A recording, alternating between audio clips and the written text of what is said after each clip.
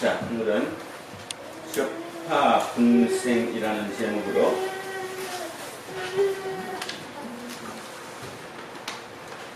하나님의 말씀의 은혜를 나누고자 합니다. 어제 삼김의 마지막이셨던 J.P. 김종필 씨가 운명을 달리했습니다. 사람 한 사람이 이 땅을 떠나고 나니까 여러 말들이 나옵니다. 극과 극의 얘기가 나오죠. 우리는 그걸 보면서 과연 내가 죽었으면 내가 죽고 난 데는 어떤 얘기가 나올까를 한 번쯤 돌아봐야 한다는 거죠.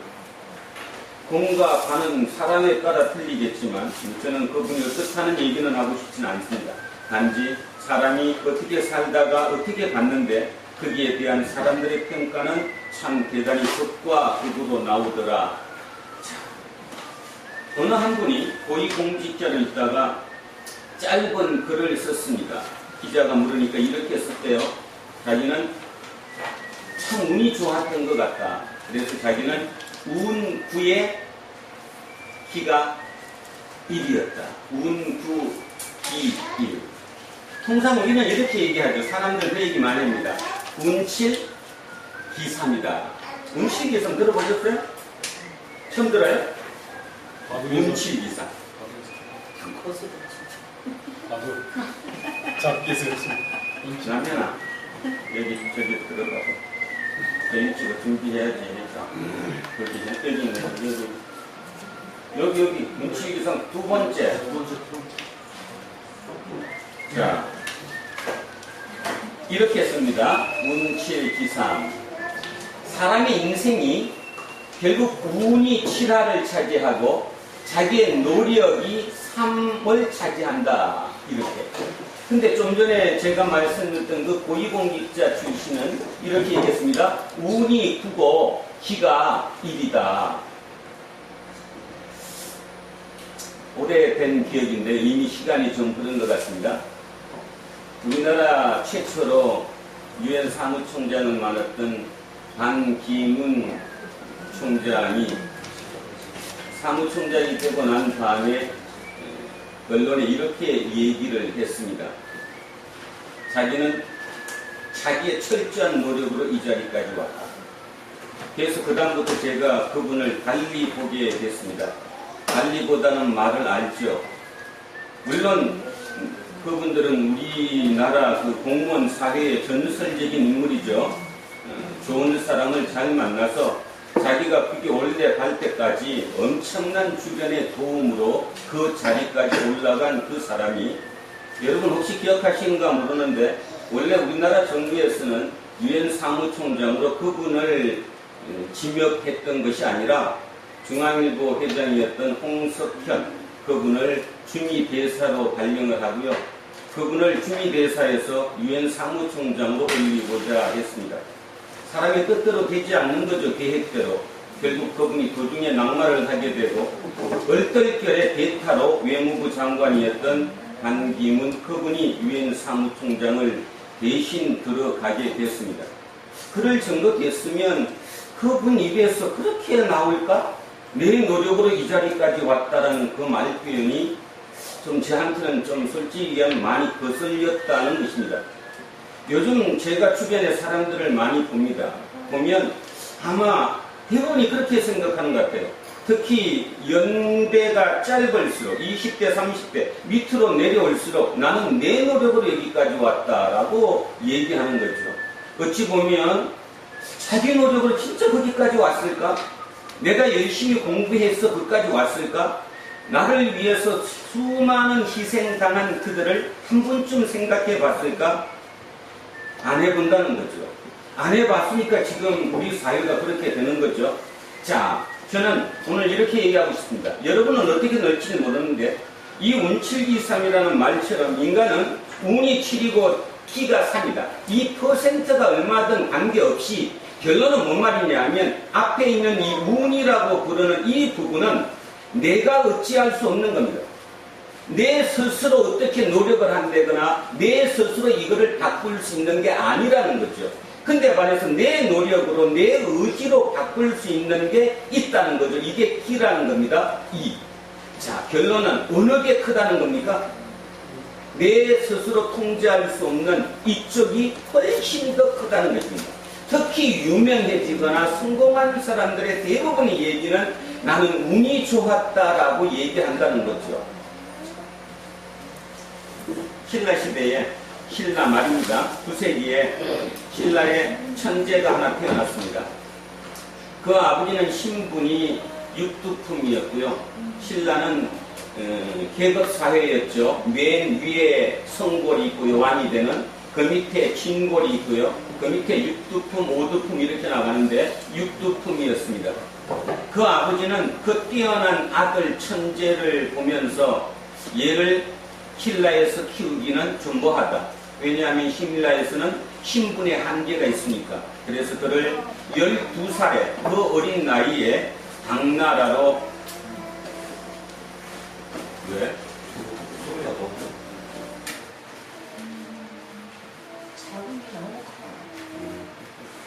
자, 당나라로 왜 그럴까? 자, 어찌됐든 당나라로 유학을 보냈습니다. 12살에. 그 아버지가 그 아들에게 얘기했답니다. 지금부터 10년 이내에 너는 당나라에 가서 과거에 급제해야 한다. 당나라는 여러분 아시다시피 제국이었죠. 전 세계 사람들이 다 당나라에 들어와서 산 거 알죠?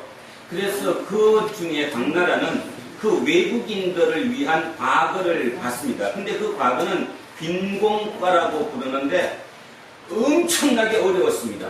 그래서 당나라 사는 사람들이 얘기한답니다.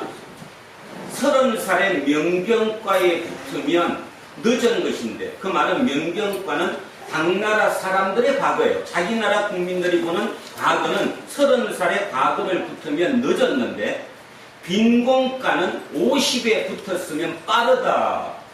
그럼 의미가 뭐예요? 외국인을 뽑기 위한 그 과거는 경쟁률이 그 정도로 셌다는 거죠. 50에만 붙어도 빠르다고 했을 정도로 굉장히 센 그 명경과. 아버지는 빈공과에 이 아들을 유학 보내서 10년 내에 거기서 너가 붙어야 된다. 그 아들은 진짜 가서 열심히 했습니다. 그 천지의 성을 바탕으로 6년 만에 나이 18살에 빈공과의 수석으로 장원 급제를 하게 됐죠. 난리가 났다고 합니다. 신라에서는 뭐 요즘식으로 따르면 잔치하고 프랭카드 들고, 그죠? 자, 따지면 이런 거 아닙니까? 한국에 있던 어떤 누군가가 미국에 가서, 그죠? 선거를 치렀는데 고시를 봤는데 1등을 했다. 그런 개념 안에 되게 대단했겠죠. 그 뛰어난 천재, 그 이름이 바로 최치원입니다. 그 최치원이 그렇게 18살에 빈공과의 장원급제에서 중국에서 당나라에서 승승장구하고 있다가 10년 만에 28에 큰 꿈을 안고 자기 나라 신라로 돌아오게 됩니다. 왜 돌아왔을까요? 이 나라를 개혁해야 된다. 내가 공부한 것으로 신라를 한번 개혁해보자. 그래서 신라를 들어오게 됐지요. 신라의 왕은 최치원을 최측권으로 옆에 두고자 했습니다. 그러나 누가 문제였을까요? 아까 제가 계급 얘기했는데 왕은 무슨 급이고요? 성골이고요. 그 밑에가 진골이고요. 그 다음에 육두품입니다. 최치원의 신분은 육두품입니다. 육두품의 최치원을 왕이 품게 되면 그 가운데 끼어 있는 진골들이 반발이 엄청나겠죠. 결국 여러분 국사 시간에 배웠던 것처럼 시무십조라고 하는 정책기획안을 진성여왕에게 올렸는데도 불구하고 결국 최치원은 자기의 뜻을 이루지 못하게 됩니다. 그 이룬 그분이 이제 유유자적하게 모든 걸 포기하고 개혁을 포기하고 자기 삶으로 돌아가죠. 그래서 거기는 해인사에서 살다가 해인사에서 죽게 됩니다. 오늘 제가 주보 뒤에 그분이 늙음막하게 썼던 글 하나를 제가 적었습니다. 접화분생이라고 그랬는데 이 원문은, 자, 원문을 제가 그 밑에 두 번째 단락 한번 보겠습니다. 유, 현묘, 지도, 왈, 풍유. 설, 교, 지원, 비, 상, 선사. 실, 내, 포함, 삼교. 적화, 군, 생. 적화, 군, 생. 보이죠? 적화, 군, 생. 밑에 해설을 써놨습니다. 우리나라에 현묘한 도가 있는데 이 도를 뭐라고 부르느냐? 풍류라고 부른다. 그 가르침의 기원은 선사의 선사, 육을 선할 때 선입니다. 선사니까 도교에 있는 어떤 역사에 자세히 실려 있거니와 실로 이는 삼교, 불교, 도교, 유교, 보통 우리 부를 때 유불선이라고 부르는 이것을 포함하며 적화군생한다. 그래서 마지막 매달라 적화군생을 오늘 제가 설교 제목으로 잡았습니다. 자, 우리나라에는 현묘한 도가 있다. 어떤 도가 있는데 알고 봤더니 그 도 이름이 풍류이더라라는 것입니다. 풍류.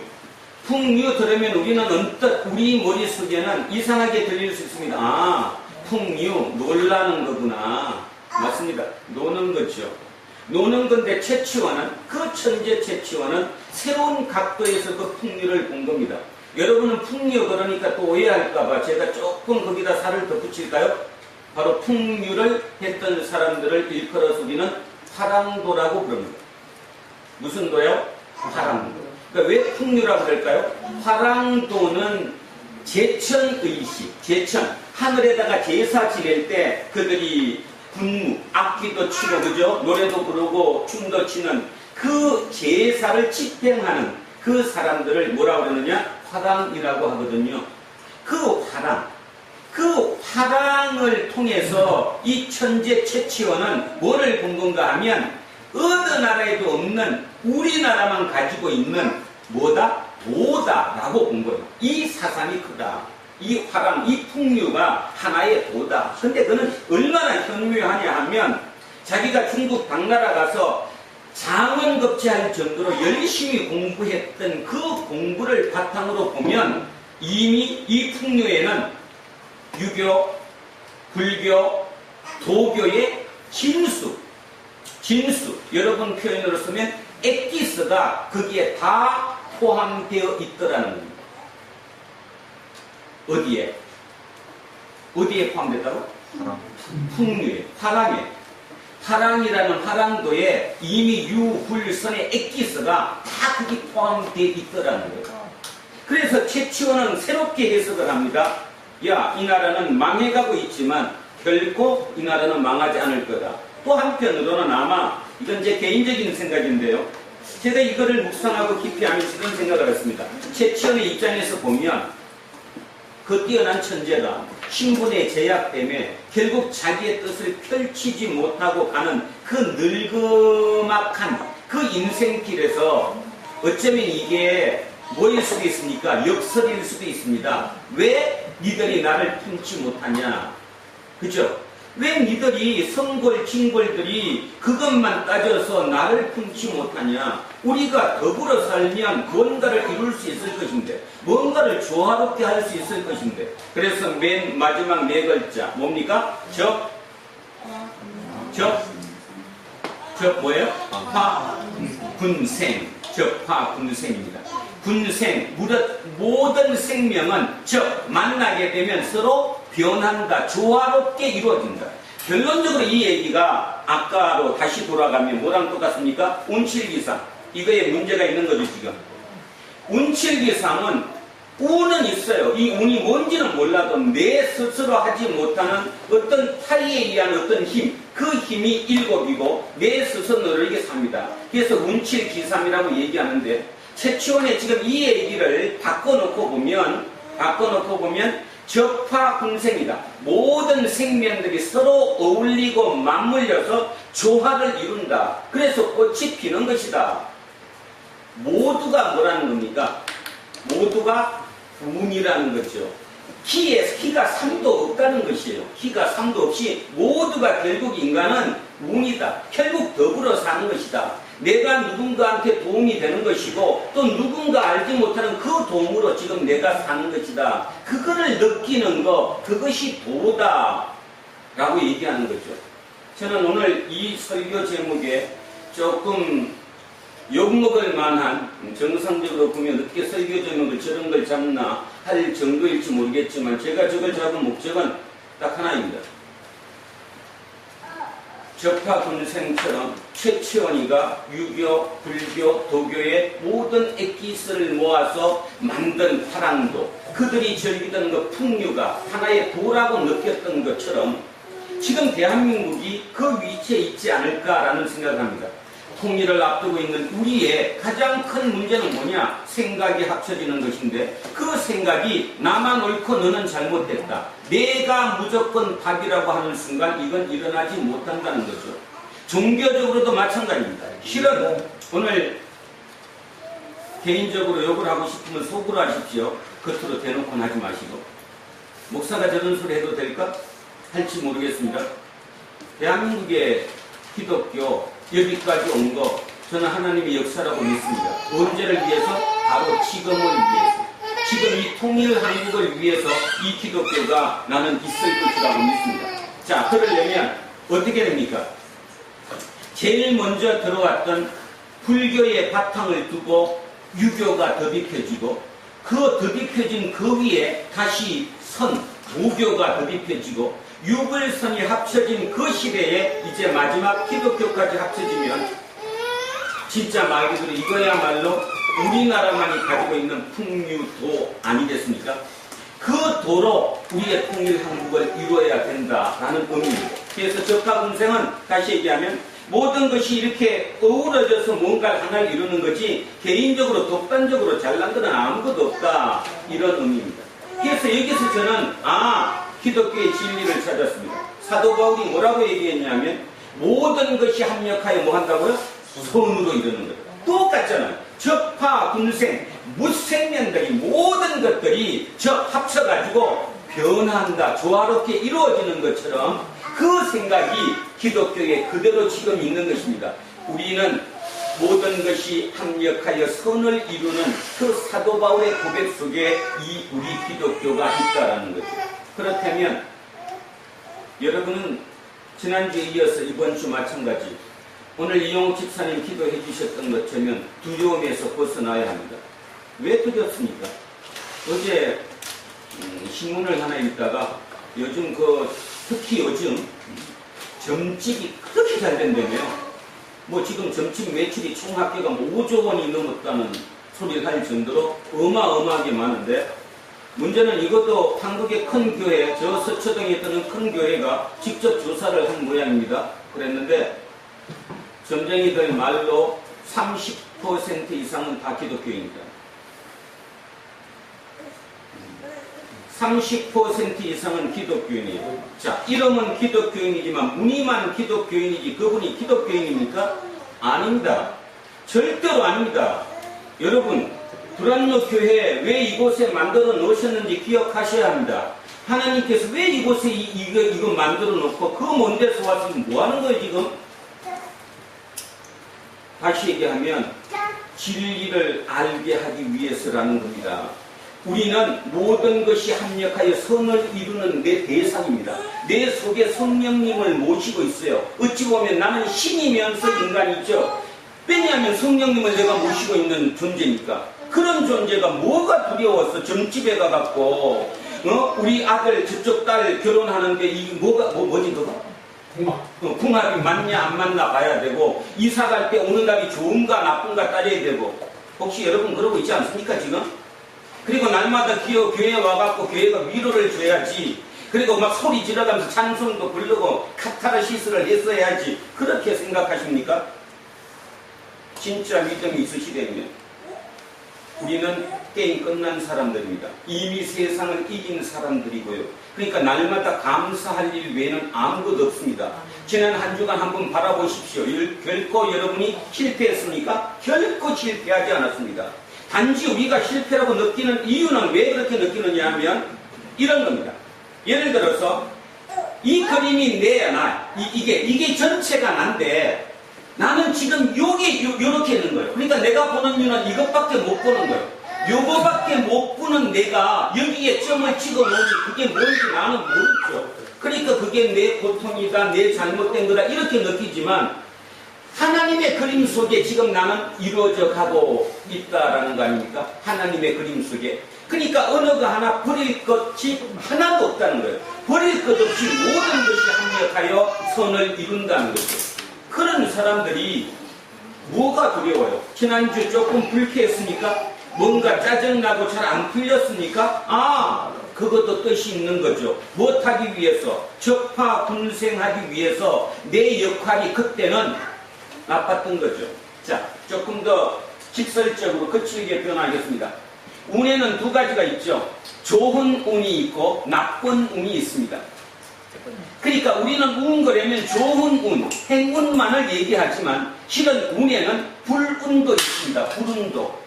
그러면 왜 불운을 운이라고 얘기할까요? 여러분 한 분이라도 생각해 보셨어요? 왜 그걸 운이라고 생각하죠? 불운, 행운. 좋은 운은 당연히 행운이고 불운은 나쁜 운이에요. 그러면 말이 안 맞잖아요. 나쁜 운이 어디 있어? 나쁜 운이 없어야지. 그런데도 불구하고 나쁜 운조차도 내가 볼 때는 지금 나쁜 것처럼 보이지만 그것이 결국 하나님의 큰 나에 대한 그림 속에, 하나님 나라의 그림 속에 그것은 굉장히 좋은 것이라는 거죠. 단지 그것이 내가 감당하기가 조금 어렵고 고통스러워서 내가 그게 불운이라고 부를 뿐이지 전체적으로 봐서는 그게 운이라는 것입니다. 어찌 보면 우리에게는 가장 중요한 게 불운인지도 모릅니다. 그 운이 크면 클수록 그 불운에 대한 에너지는 굉장히 크죠. 그 불운의 에너지는 굉장히 크기 때문에 그 에너지로 새로운 무엇인가를 만들어 나가는 거 아닙니까? 어제 우리의 장로님이 동영상을 하나 보내주셨습니다. 아까 보셨죠? 네. 왜 하나님이 거길 보내셨을까? 장로님도 그러셨고 권사님도 그러셨고 하나님의 뜻으로 우리는 양동으로 부추농사를 갔다. 5년이 지난 지금 끝으로 보면 아무것도 없어, 그죠? 있어야지 뭐 손해본 것밖에 아무것도 없어. 못 망가진 거 끝으로 보면 그러면 이게 문제가 생기는 겁니다. 그런 논리로 따져보면 지금 장로님 가정은 저주받은 겁니다. 이병선 목사 마찬가지 저주받은 거예요. 교회 부흥도 안 되지, 그지? 맨날 고모양 곡거리지, 맨날 똑같은 소리 반복하고 앉았지. 뭐가 있어요? 근데요, 역으로 한번 따져봅시다. 그렇게 따지면 가장 저주받은 사람은 누구예요? 예수 그리스도예요. 그 다음 저주받은 사람은 누굴까요? 사도 바울이에요. 맞잖아요. 다시 얘기하면 그들은 그 어려운 것을 불운이 행운보다 크게 느껴졌기 때문에 그 불운을 극복하기 위한 그 큰 에너지로 완전히 자기를 뛰어넘는 거창한 하나님 나라의 일꾼이 되어버린 것이라는 거죠. 모른다는 것입니다. 지금 우리는 우리 눈으로 그것이 왜 그렇게 됐는지 모른다는 거예요. 단지 언제 알 수 있느냐? 지나고 알 수 있어요. 지나고 나면 그랬었구나. 그래서 사도 바울은 고백하는 겁니다. 모든 것은 합력하여 뭐를 이룬다? 선을 이루는 거구나.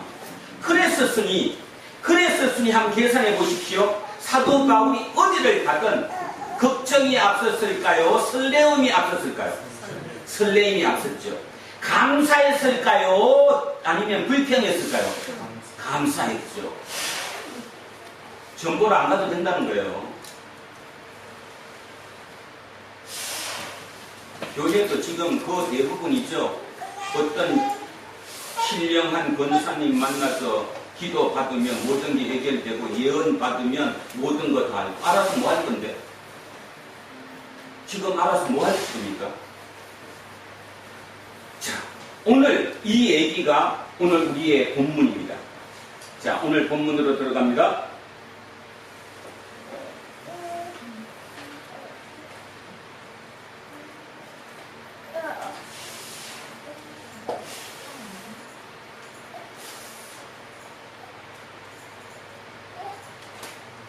자, 자, 오늘 본문을 보면 바울이 지금 자 지도 한번 먼저 보고 가죠. 여기 지도 2차 전도 여행 지도 오늘 2차 전도 여행 자 지도 한번 보고 갑시다. 지금 사도 바울이 자 2차 이렇게 온 것까지는 아니죠. 자 여기 드로아까지 왔는데요. 자 되돌아보겠습니다. 오늘 적파 군생의 개념으로 왜 적파 군생 모든 것이 합력하여 선을 이룬다는 그 고백이 나왔는 걸 한번 보면 자 여기 올 때까지 쉬웠어요? 어려웠어요? 어려웠어요. 아무데도 가도 돼요? 안 돼요? 안 돼요. 안티만 생기는 것 뿐이에요. 그래서 몸이 지쳤어요. 병이 난 거죠. 병이 나서 드로아까지 와갖고 들어 누워 있었는데 의사가 왔어요? 안 왔어요? 그 의사 이름이 누구였어요? 누가였어요. 누가가 어디서 넘어왔다고? 자, 누가가 어디서 넘어왔어요?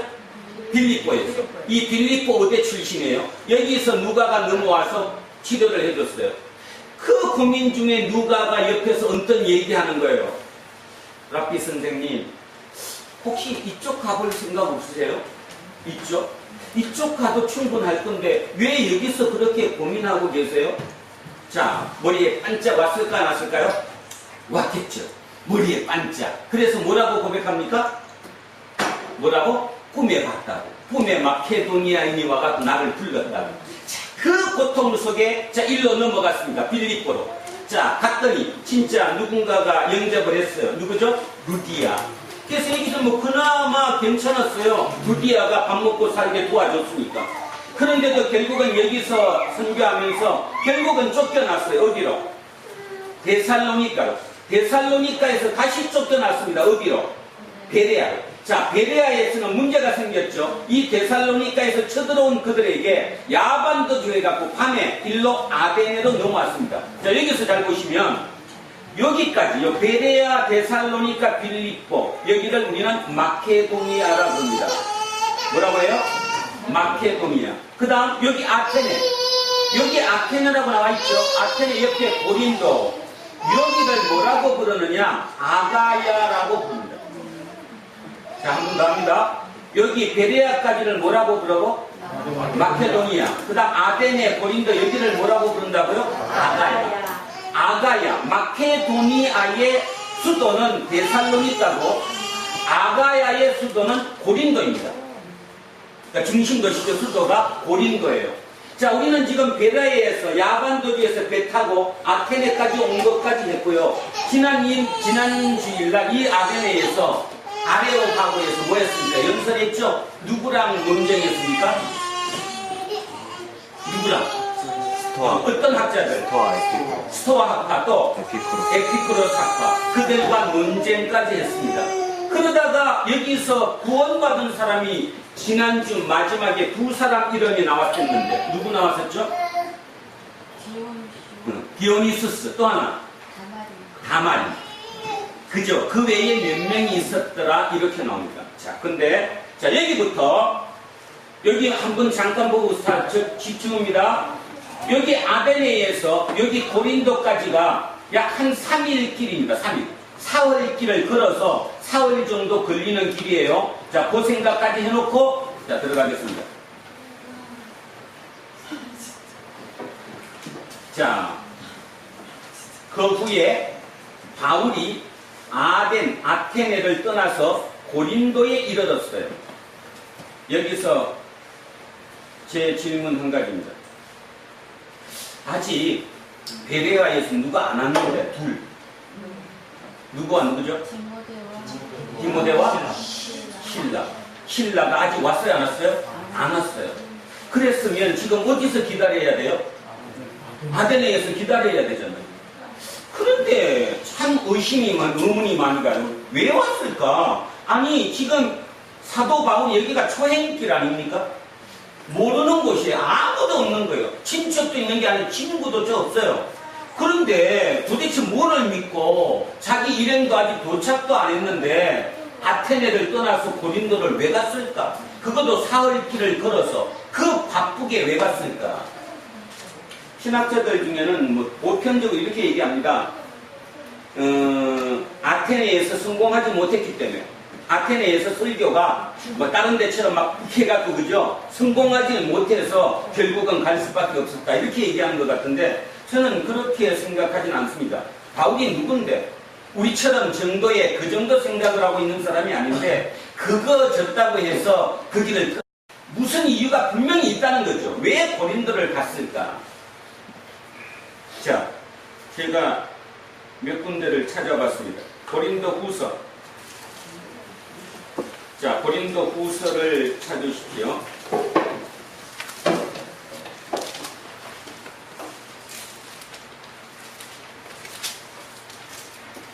후서가 아닌 전서인가? 고린도 전서 16장입니다. 285쪽 언저리에 있습니다.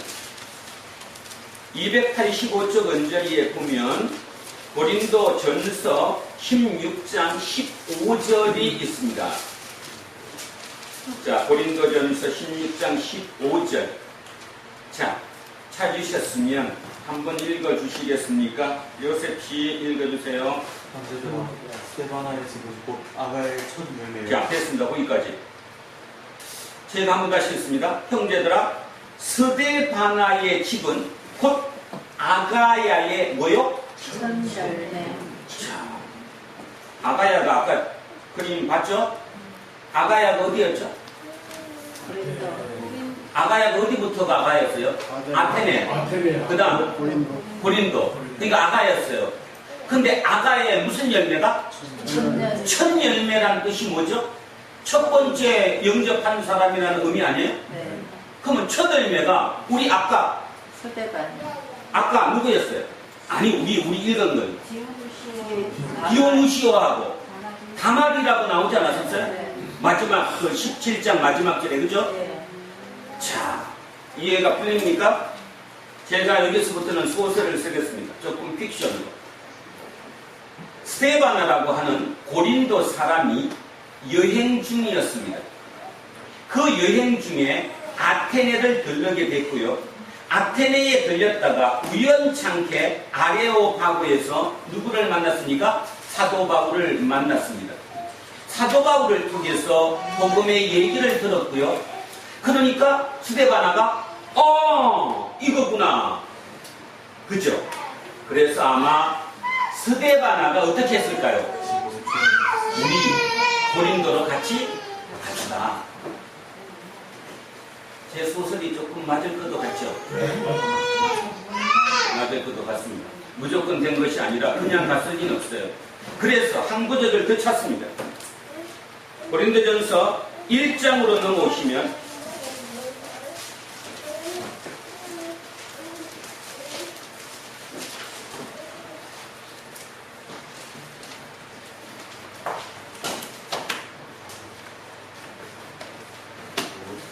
일 1장 넘어오셨죠?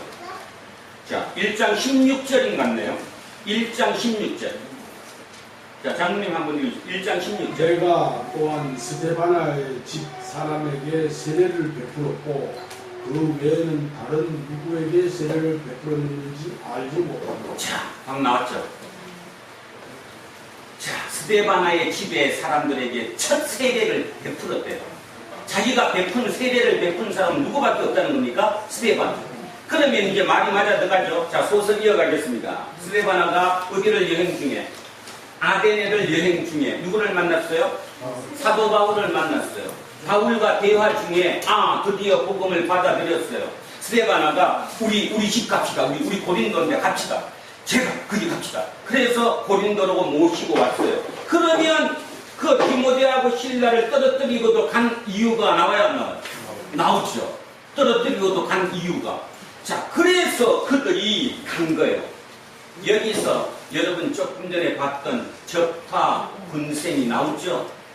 나는 모르지만 하나님께서는 이미 그 스데바나를 준비시켜 놓고 그를 통해서 고린도까지 인도하게 하고 고린도에서 자기 집 가정에서 세례를 받게 하고 받는 그런 역사를 이루고 계신다는 것입니다.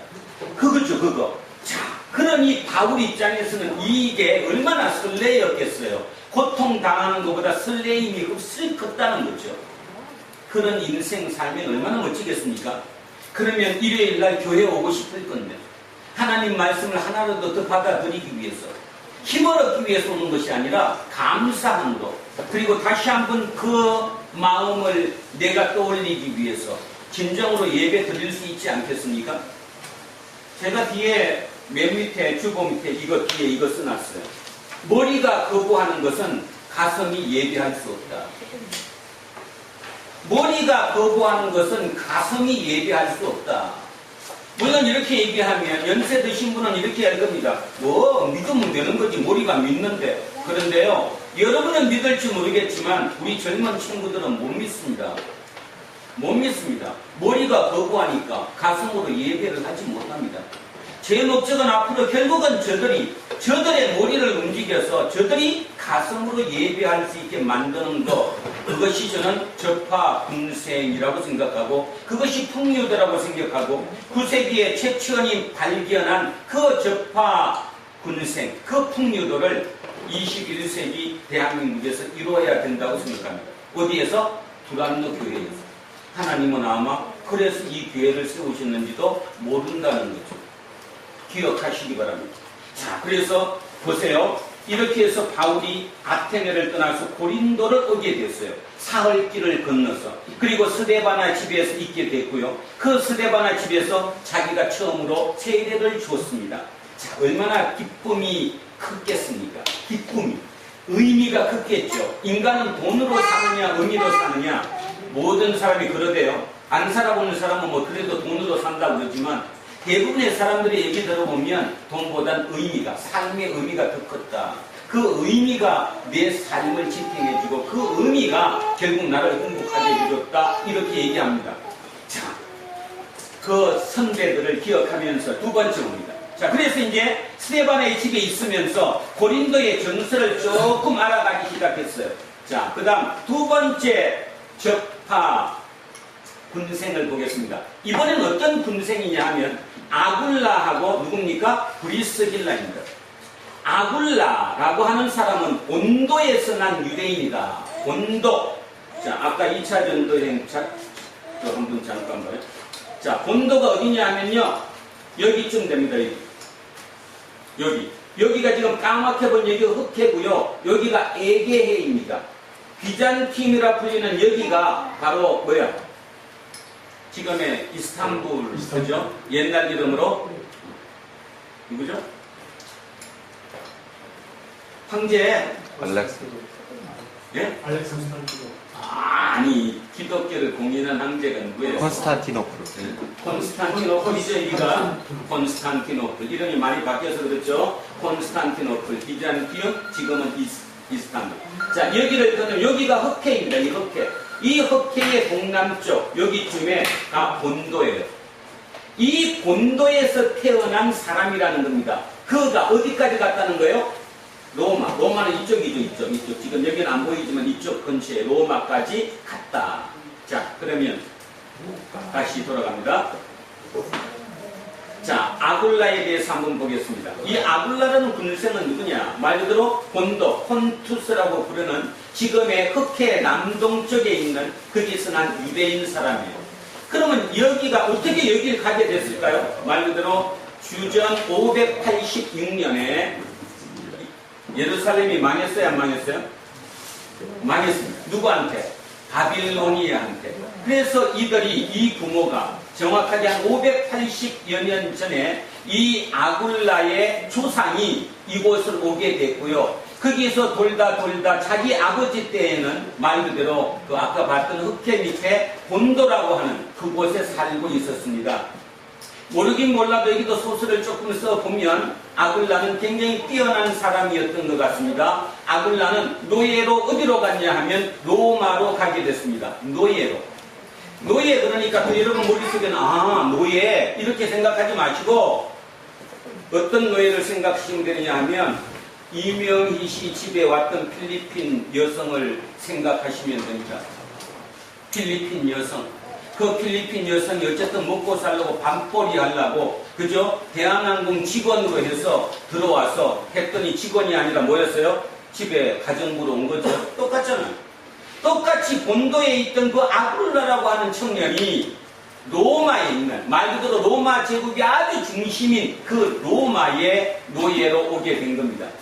그런데요, 로마에는 이 귀족들이 있는데 계급이 두 가지입니다. 하나는 원로원 계급과 그 다음에 기사 계급인데요. 원로원 계급은 말 그대로 뭐 완전히 옛날부터 성골에 해당하는 거고, 대부분의 이제 진골에 해당하는 이 기사 계급인데, 이 기사 계급들이 되는 이유가 뭐냐? 오직 돈이에요, 돈.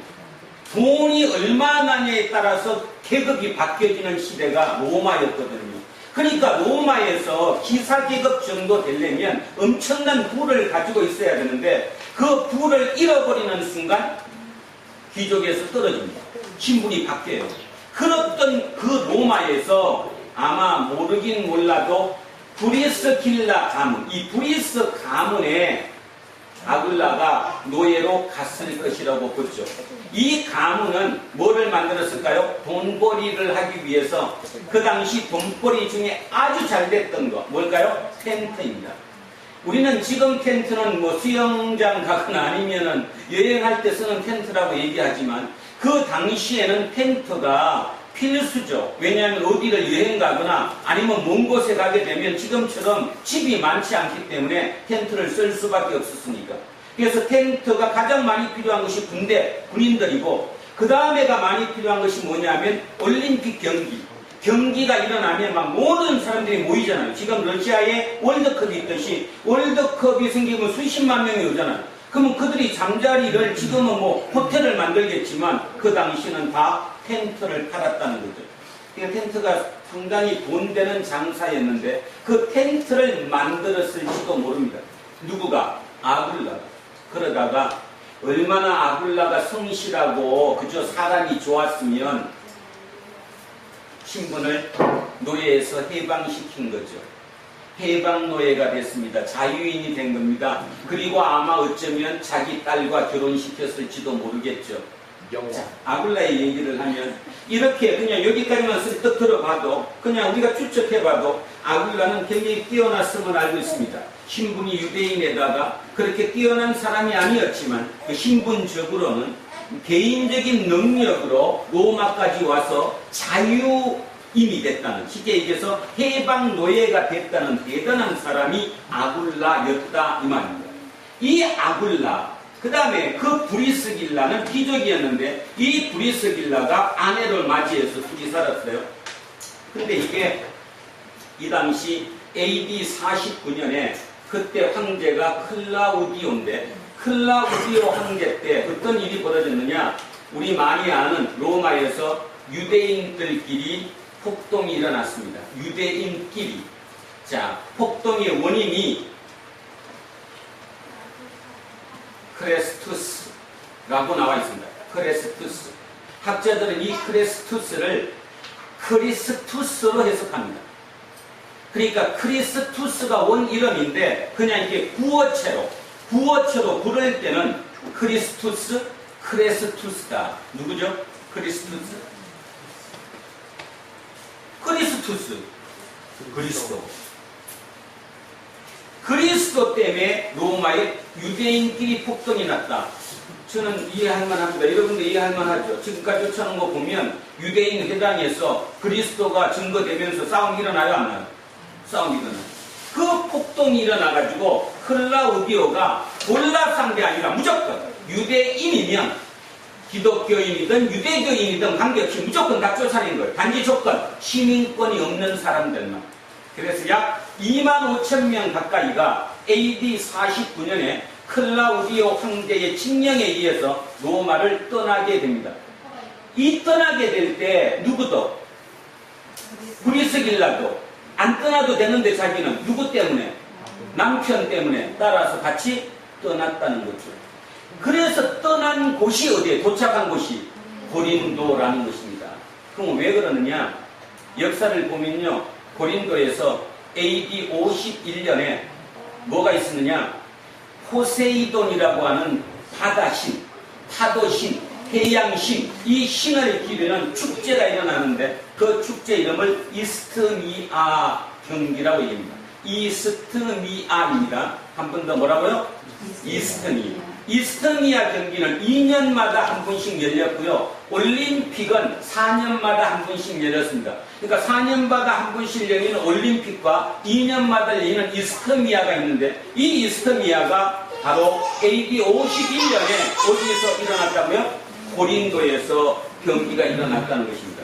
그러면 여러분 머릿속에 그림이 그려지십니까? 어떤 게 그려지십니까? 아굴라와 브리스길라는 로마를 떠나서 당연히 어디로밖에 올 수 없어요? 고린도. 돈벌이가 되니까. 이스토니아 경기가 있으니까 일로 오기만 하면 그저 텐트는 무조건 팔릴 거니까. 그래서 일로 오게 됩니다. 그 와중에, 자, 그 와중입니다. 그 와중에 50년 가을쯤, AD 50년 가을쯤 사도 바울이 여기를 오게 된 거예요. 그러면 뭔가 맞아 들어가죠. 지금 역사적으로도 그대로 맞아 들어갑니다. 다시 한번 얘기하면 49년에 크레스투스라고 하는 폭동에 의해서 유대인을 다 쫓아낸 클라우디오스 황제 때 이 아굴라와 누구가? 브리스길라가 로마를 떠났다. 그래서 그들이 다음 정착지로 삼은 곳이 당연히 고린도다. 왜냐하면 고린도는 51년에 이스토니아 경기가 예정돼 있었기 때문에. 그러니까 뭐만 만들어 놓으면, 텐트만 만들어 놓으면 그냥 팔려요, 안 팔려요? 팔리니까. 자, 그러면 세 번째, 바울 입장에서도 누구를 믿고 따라간 게, 누구를 믿고? 여기 따라갈 때 누구 따라갔다고 전화할까? 스데반을 믿고 그냥 둘이 오지도 않았는데, 그죠? 실라와 디모데가 오지도 않았는데도 불구하고 급히 고린도로 간 이유 중에 하나가 이스토니아 경기가 열린다는 것을 소식을 듣고, 그렇다면 거기 가면 내 밥 먹을 거 있다 없다? 있다. 나도 뭐 만드는 사람이니까. 그렇지. 여기서 하나를 제가 함께 나누고자 합니다. 이 로마 시대에 수공업자는 하층민입니다. 하층민.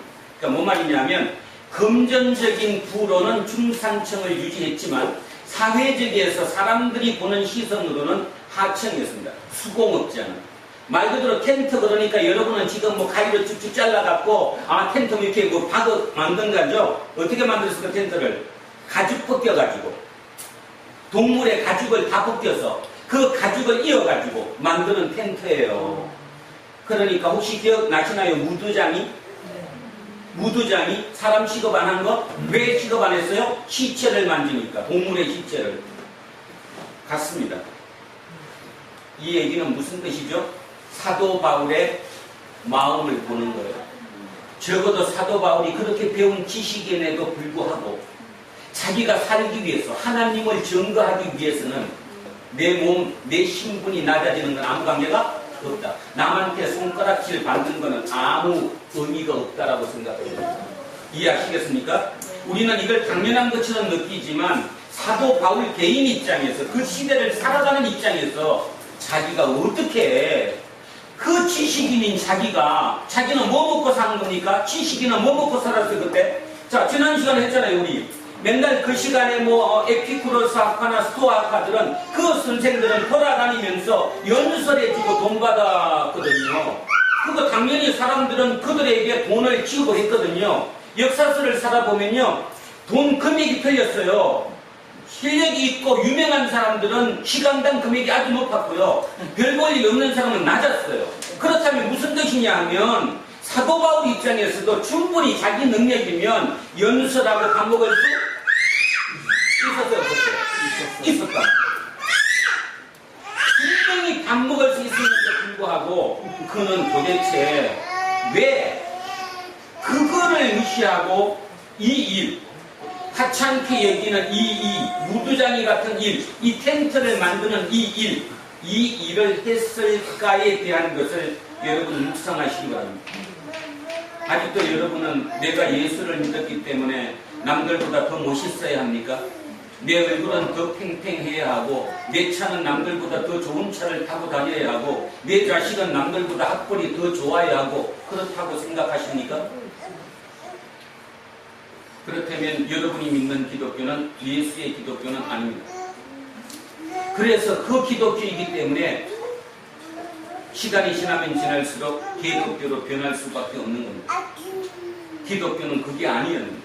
왜 그럴까요? 여기는 진짜 생명이니까. 지난 시간에 얘기했듯이 생명의 완성이니까. 내가 지구별을 마지막 마무리할 때 그 내 생명이 완성되는 거니까. 그걸 잊고 사니까. 그걸 철두철미하게 믿었던 이 사도 바울은 이런 삶을 살았다라는 것입니다. 자, 다음 얘기 조금만 더 하겠습니다.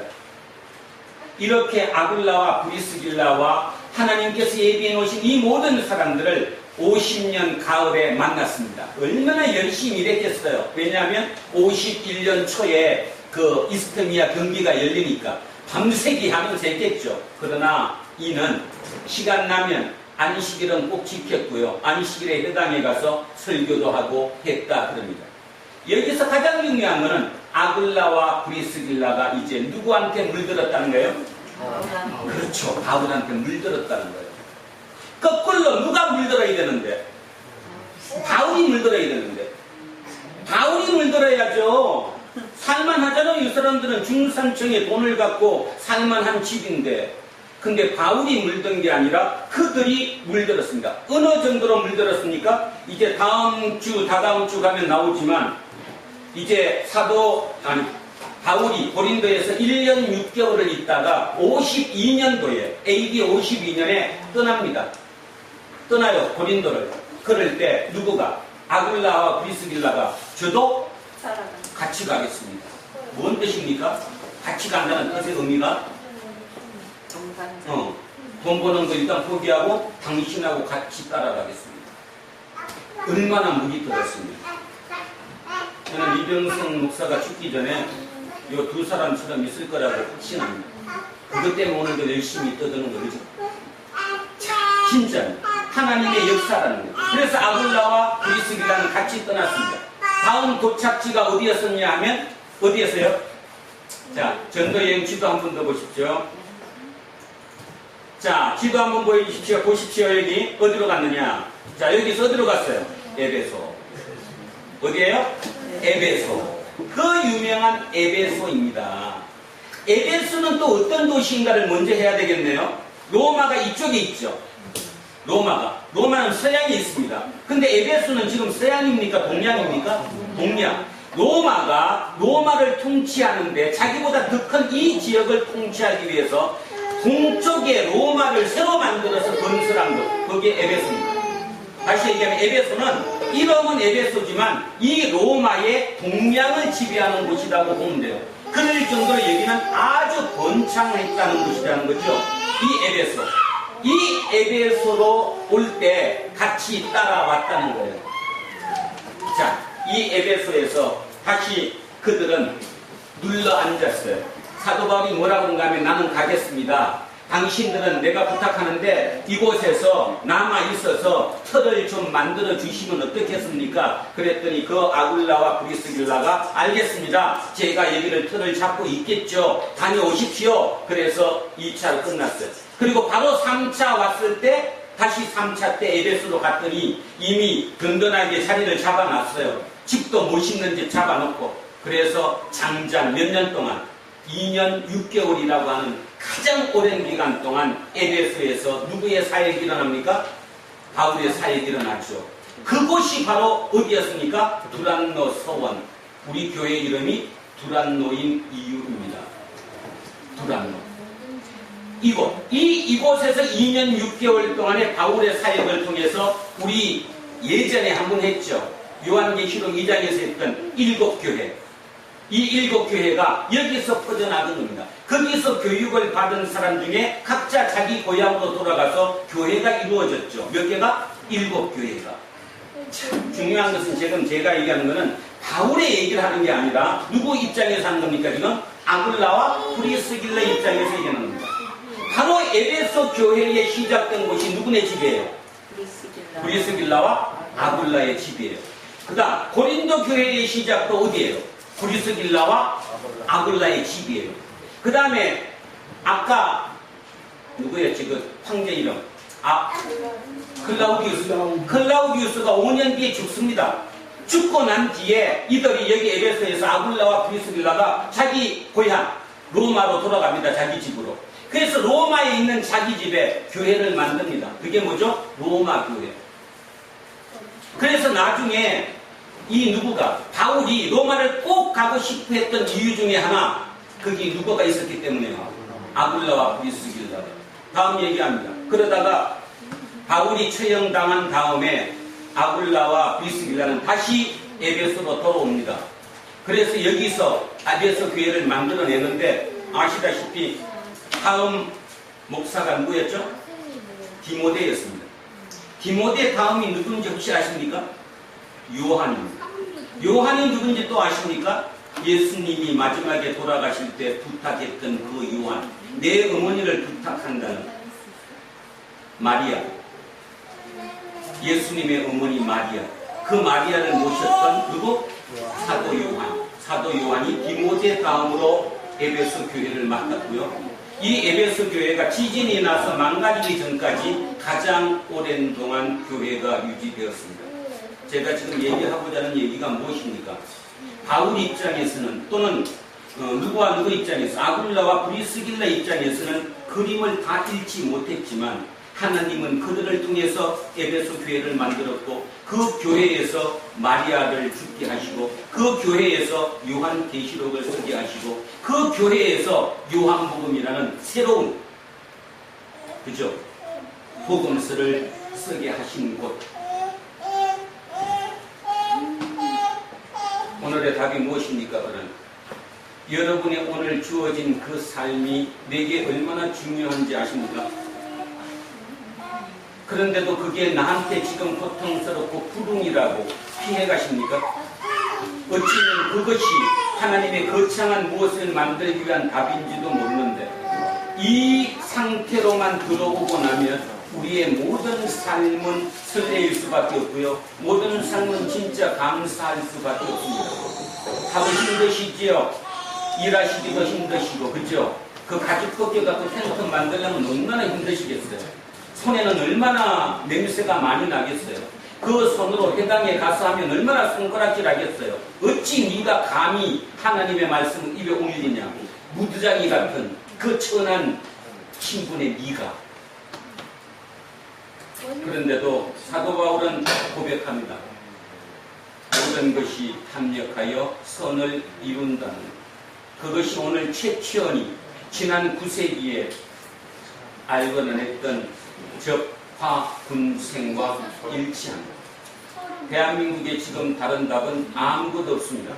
적화군생, 여러분 모두 한 사람 한 사람이 내가 하는 역할, 벌이면 벌의 역할, 나비면 나비의 역할, 바람이면 바람의 역할, 내가 싫더라도 그 역할을 해줄 때 하나님의 역사는 이루어진다는 사실을 명심하시고, 또 하나, 어찌 보면 내가 행운이라고 부르는 나한테 좋은 그때보다는 내가 불운이라고 부르는 나가 고통스럽고 조금 힘든 그때, 어쩌면 내 속에서 하나님의 영광이 드러난다는 사실을 오해하지 않았으면 좋겠습니다. 내가 못 떨어지고, 내가 진급을 하고, 내가 많은 돈을 벌고, 내가 뭐 될 때에 하나님의 영광이 아니라, 내가 가장 어렵고 힘든 그 시기에 내가 버텨주는 것만큼으로도 하나님의 영광이 드러나지 않을까?